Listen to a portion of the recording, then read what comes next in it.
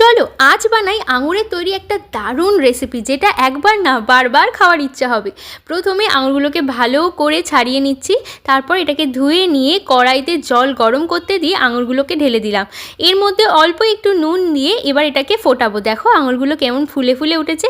ওটাকে সাইড করে রেখে শুকনো খোলায় 5 ফোড়ন আর 2টো শুকনো লঙ্কা ভেজে নিয়ে সেটাকে গ্রাইন্ডারে একটু গুঁড়ো করে রাখলাম। তারপর কড়াইতে তেল দিয়ে তার মধ্যে সেদ্ধ আঙুরগুলো দিয়ে দিচ্ছি। তারপর এর মধ্যে হলুদ গুঁড়ো, লঙ্কা গুঁড়ো আর অল্প মতো জিরে গুঁড়ো দিয়ে একটু নাড়াচাড়া করে এর মধ্যে 1 কাপ মতো চিনি দিয়ে দিলাম। এটাকে একটু নাড়িয়ে চাড়িয়ে নিলাম।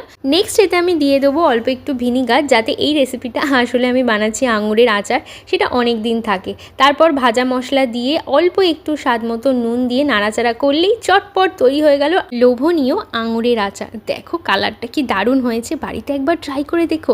আবার তোমাদের সাথে নতুন একটা রান্না নিয়ে দেখা হবে, ততক্ষণের জন্য টাটা।